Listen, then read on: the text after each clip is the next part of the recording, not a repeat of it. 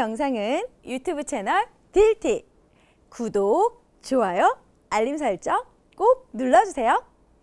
막대한 왕실의 재정에 자신의 세력까지 황보한 기왕후는 권력을 휘두르기 시작하는데요. 1353년에는 황제를 압박해서 자신의 아들인 아유시리다라를 황태자의 자리에 오르게 합니다. 게다가 황감 박보라를 군사통솔의 최고 책임자로 만들어서 군사권까지 장악해요. 야, 제1황후한테 그동안 괴롭힘을 당하면서 얼마나 이를 갈았겠습니까? 네. 준비를 하고. 그러니까 뭔가 살아남으려면 내가 큰 힘을 가져야 된다고 생각을 하게 된 거죠. 기왕후의 목표는 여기서 끝이 아니었습니다. 네? 막강한 권력을 가졌지만 엄연히 제1황후는 바야누투구였죠. 그쵸. 자신의 위치에 만족하지 못한 기왕후는 자신의 아들인 아유시리다라를 황제로 만들기로 결심하고 황제 양위 프로젝트를 추진합니다. 아이고. 이거 또 대판 또 난리 났네 또. 위험한 거 누르시네, 위험한 버튼. 네, 황제 순제가 지금 네. 아무 문제 없이 자리에 있는데 황위까지 양보하라고요? 너무한 거 아니에요? 사실 이때 순제는 정치를 등한시하고 궁궐에서 화려한 파티를 벌이고 노느라 정신이 없었어요. 황제가 이러니까 원나라 상황은 위태위태한 거죠. 이 상황을 눈앞에서 본 기왕후는 결단을 내립니다. 자기 개인의 권력 야망도 있었지만 흔들리고 있는 원나라를 안정시키기 위한 행동이었던 거죠. 야, 근데 이거는 아무리 놀고 있어도 이제 황제 그만하시오. 그러면 이건 열받을 수 있는데. 기분 나쁘죠. 네, 어떻게 됩니까? 이렇게 그래서 칼이 들어온 건데. 네, 기왕후의 지시를 받은 자정원사 박보라가 황제에게 양위를 건의하는데요. 이 얘기를 들은 순제는 깜짝 놀라면서 거세게 반발하죠. 해야죠. 하지만 이미 조정의 권력의 추가 기왕후에게 기운 상황이었습니다. 그러니까. 결국 순제는 황태자 아유시리다라에게 중서령 추밀사의 통솔권을 주겠다고 타협안을 내놓게 되는데요. 이 추밀사는 우리나라 국방부에 해당하는 곳으로 기왕후는 나라의 군사권을 완벽하게 장악한 거죠. 아니, 궁중의 핵심 부서를 장악한 건데 기왕후의 힘이 더 막강해졌겠어요? 네, 1365년 9월 제1황후였던 바얀 후투구가 죽게 됩니다. 그해 12월 기왕후는 그토록 바라던 제1황후에 책봉돼서 인생의 화려한 정점을 맞이하게 되죠. 고려에서 끌려온 여인이 낯선 나라에서 황후가 된 대박, 거잖아요. 네. 네, 아주 그냥 원나라에서는 난리 났겠네요.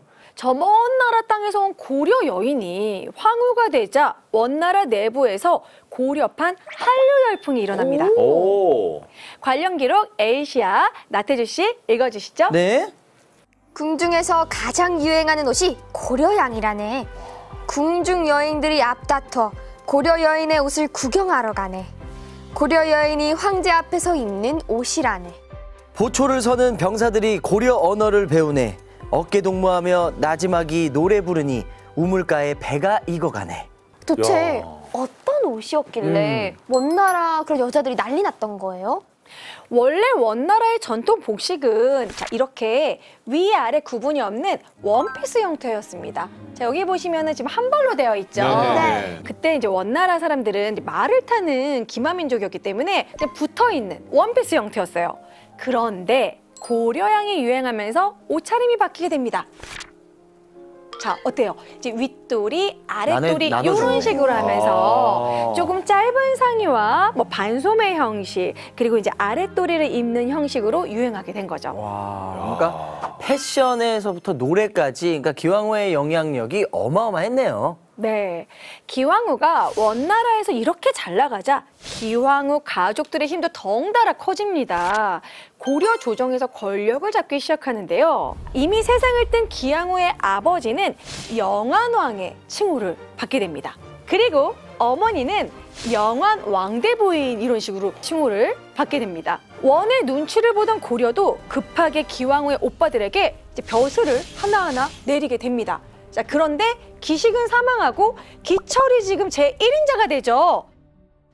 저 사람이 고려 말기에 좀 못된 짓 많이 한 사람인데. 네, 맞습니다. 근데 어쨌거나 거의 벼락 출세를 했네요. 그렇죠. 고려 역사에 거의 빌런으로 이제 등장할 정도로 기고만장한 행동을 합니다.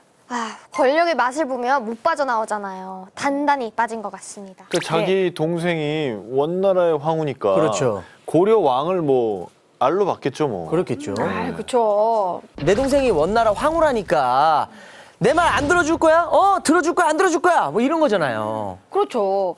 기왕후 가족들은 권력을 이용해서 다른 사람들의 땅과 재산을 빼앗고 사치스러운 잔치를 자주 열어서 백성들을 분노하게 했는데요. 기왕후의 모친 영환왕 대부인을 위해 벌인 잔치에 대한 기록 남아 있습니다. 한석준 씨 읽어주시죠.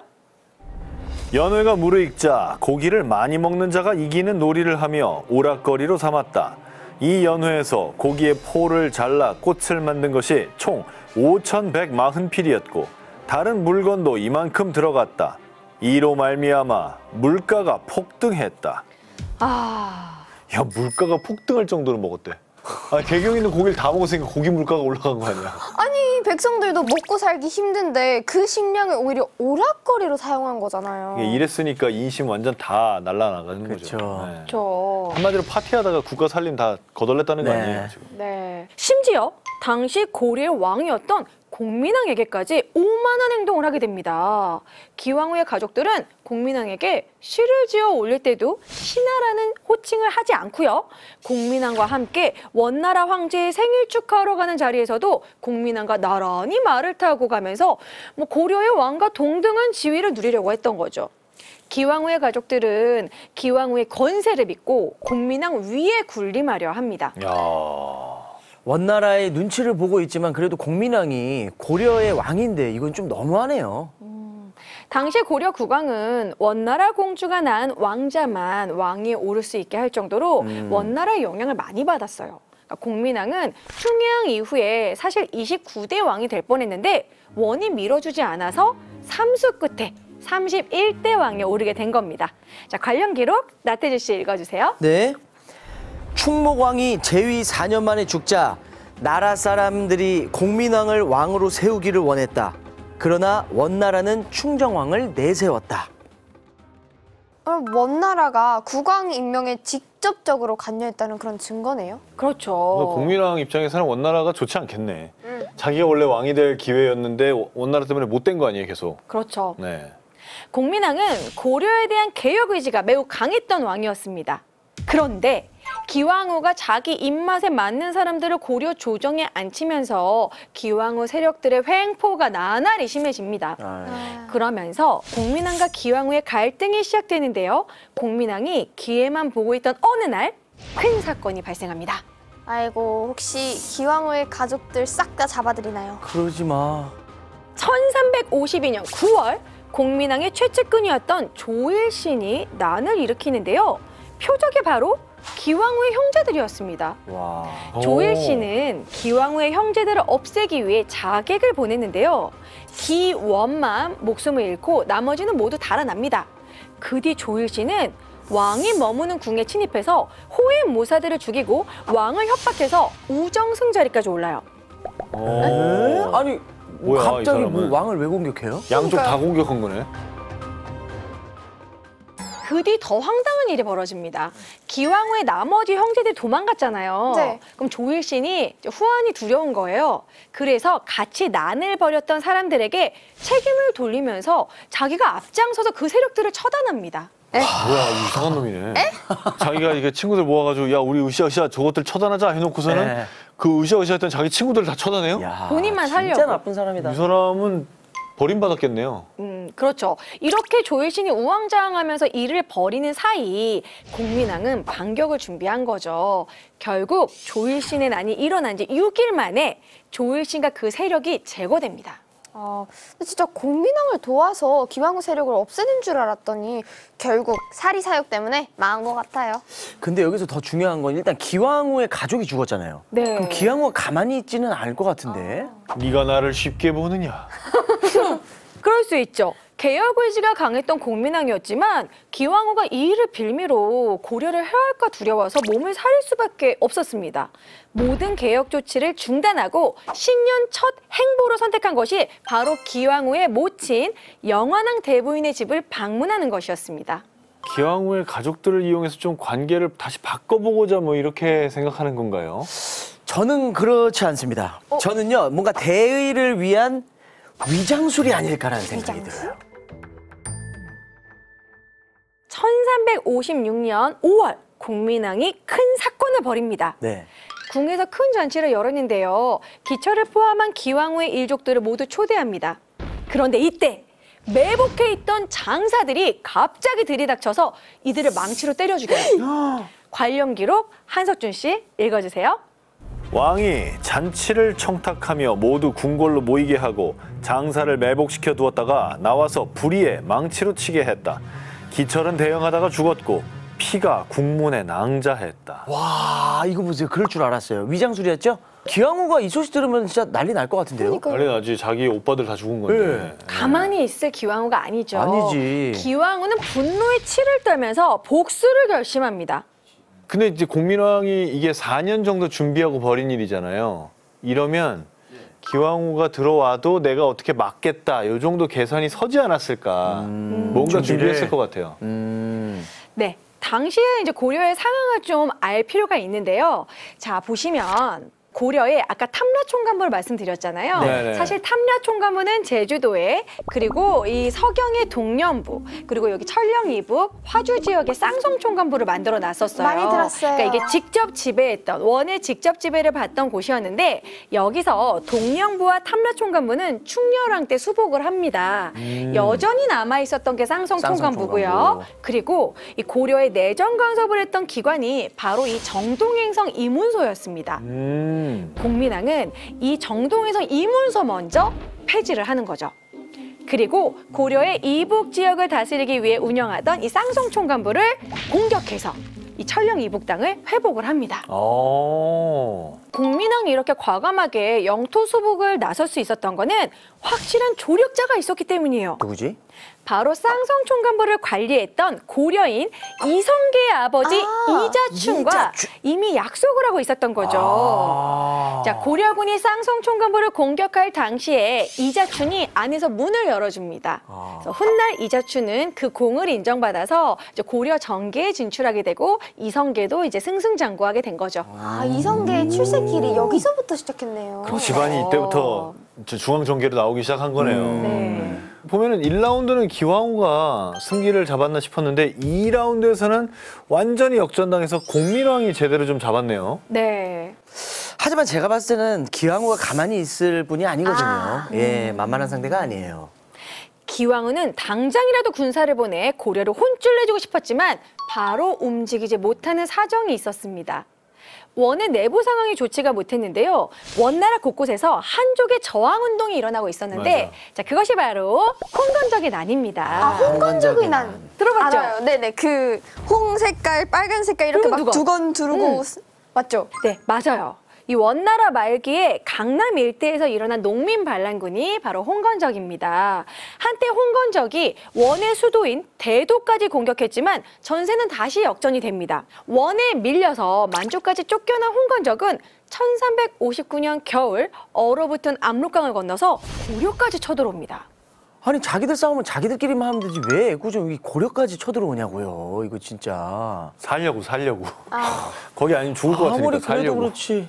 네, 고려와 원나라의 공공이 적이 된 홍건적 때문에 기왕후와 공민왕은 어쩔 수 없이 휴전을 하고 손을 잡게 됩니다. 하지만 1361년 10월 홍건적이 20만 명의 대군을 이끌고 다시 압록강을 건넜고 고려는 수도 개경까지 빼앗긴 채 임시수도 지금의 안동까지 공민왕이 피란을 가게 돼요. 야, 엄청 밀렸네.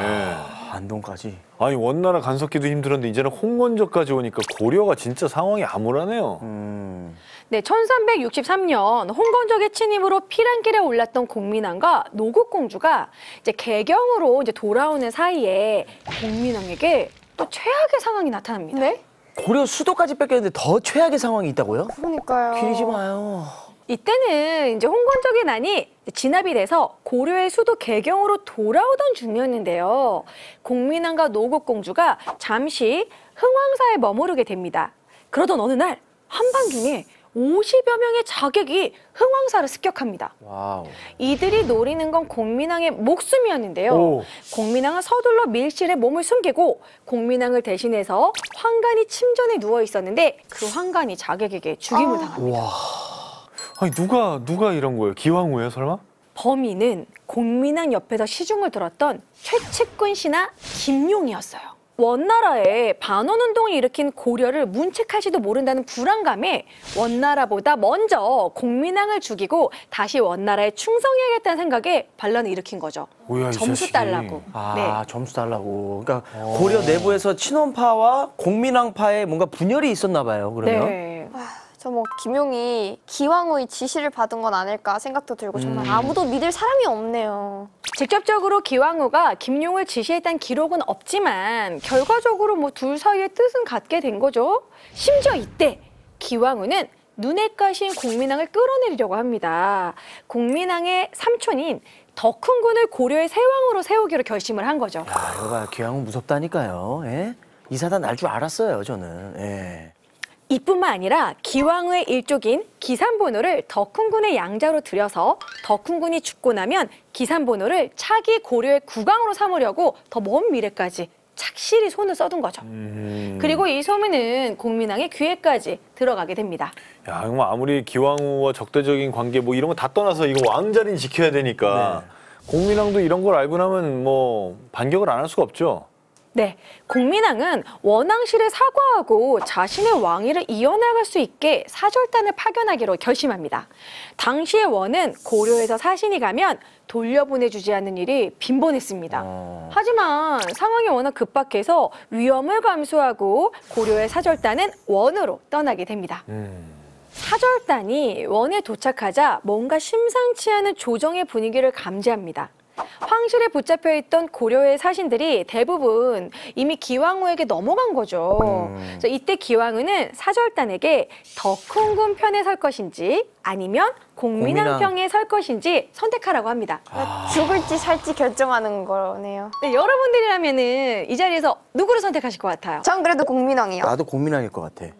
아니 일단 그렇게 왕. 생각은 하더라도 말은 덕훈군이라고 해야지. 안 그러면 나 죽게 생겼는데. 일단 말은 기왕후라고 하고 풀려난 다음에 뭘 하든지 말든지 해야 될 거 아니야. 근데 만약에 진짜 공민왕이 이겼을 때 다른 사람이 쟤는 덕훈군이라고 했다라고 꼰지르면 어떡해요? 조용히 일기를 써야지. 그러니까 그런 걸 대비해서 조용히 일기를 써놔야지. 기로. 전하, 제가 살아서 도모하려면 어쩔 수 없이 전하를 팔아야 했습니다를 일기를 써놓고 또 그 말도 또 안 맞나? 걸리면 되잖아 이거는. 아, 사실 제가 좀 팔랑귀예요. 잠깐만. 아, 여기서 말하면 그냥 죽는 건데 말하면 안 되지. 덕훈군 할게. 아니, 그러니까 나 생각은 공민왕이더라도 예. 네. 입은 무조건 덕훈군이라고 해야. 그렇지. 그 앞에서는 그렇게 해야지 내가. 겉으로는 덕훈군, 마음속으로는 공민왕. 네. 저는 그래도 공민왕 이럴 것 같아요. 선배님 덕훈군이십니까? 난 모르지. 난 모르는데 일단 살아야 공민왕을 지키든가 말든가 할 거 아니야. 그렇지. 네. 자, 사신들은 순식간에 덕훈군파와 공민왕파로 나뉘었는데요. 뜻을 같이 한 고려의 사신들을 이제 확보한 기왕후는 공민왕을 폐위시키기 위해서 군대를 모아서 고려로 파견하게 됩니다. 1364년 덕훈군을 앞세운 원나라 1만 대군이 고려를 침략하면서 기왕후와 공민왕의 최후의 결전이 시작됩니다. 시작됐구나. 딴딴짜란짜란. 하지만 이 당시 고려의 스타 장군들이 떠오르던 시기였어요.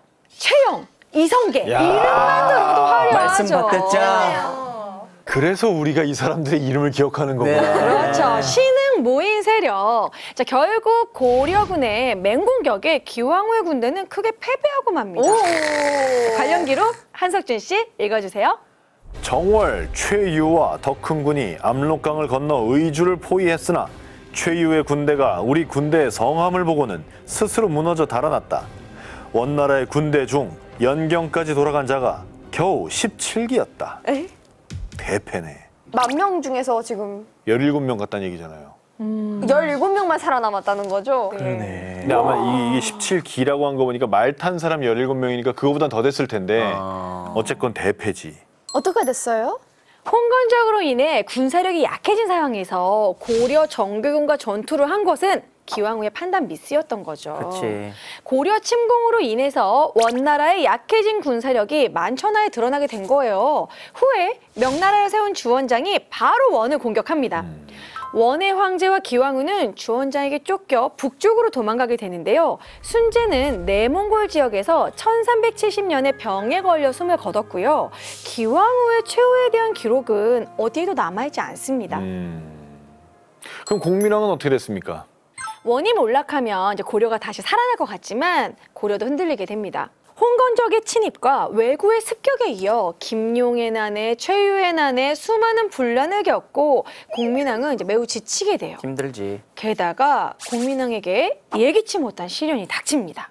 1365년 노국공주가 아이를 낳다가 목숨을 잃게 되는데요. 공민왕과 노국공주는 정락결혼이었지만 서로를 아끼며 금슬이 아주 좋았다고 합니다. 그리고 노국공주는 공민왕의 반원개혁을 또 응원했던 공주였어요. 그랬는데 노국공주가 죽자 슬픔에 빠진 공민왕은 노국공주의 장례를 너무 호화스럽게 지내서 구고가 바다날 지경에 아이고. 이릅니다. 어쨌든 공민왕은 개혁을 꿈꾸던 분이시기 때문에 그래도 믿음이 있습니다, 저는. 예. 당시 공민왕은 살아있던 부처로 소문난 신돈을 자신의 개혁 파트너로 선택하는데요. 네. 하지만 나란 일은 신돈에게 다 맡겨두고 노국공주를 그리워하면서 지내게 됩니다.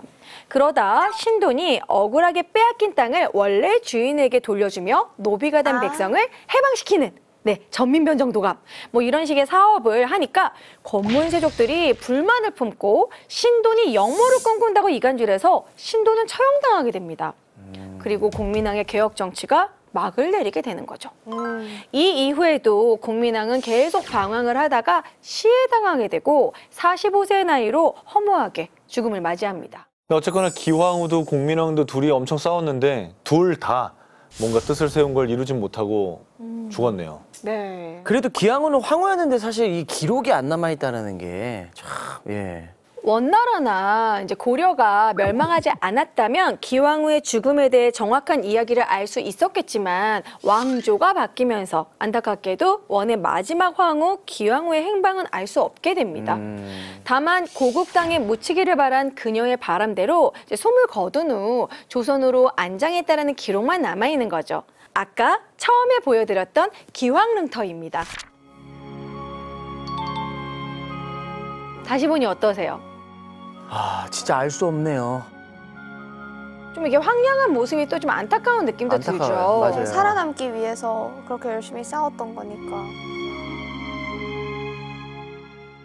고려인으로서 원의 최고 황후의 자리까지 올랐던 기왕후의 이야기 이렇게 나눠봤는데 오늘 어떠셨나요?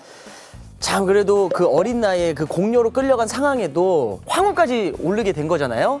그거 보면은 진짜 호랑이한테 물려가도 정신만 바짝 차리면 된다라는 이런 결론을 좀 오늘 내리고 싶습니다. 네. 예. 저는 드라마 이름만 알았는데 이렇게 이야기를 들으니까 드라마를 직접 봐야겠다는 생각이 들었어요. 근데 뭐 기황후가 악녀다 뭐다 논란은 있지만 그냥 저 사람은 자기가 처한 상황에서 네. 정말 최선을 다해서 열심히 살았다. 네, 이거는 분명히 인정할 수 있는 부분인 것 같아요. 네. 원간섭기의 파란만장한 삶. 기왕후의 이야기 나눠봤는데요. 가슴 아픈 역사지만 후손들이 외면하지 않고 지금이라도 기왕후의 무덤이 이 황량함을 좀 넘어서 조금 더 보존이 됐으면 하는 바람이 있습니다. 우리 동네 숨겨진 역사 이야기는 다음 시간에도 계속됩니다. 히스토리 야!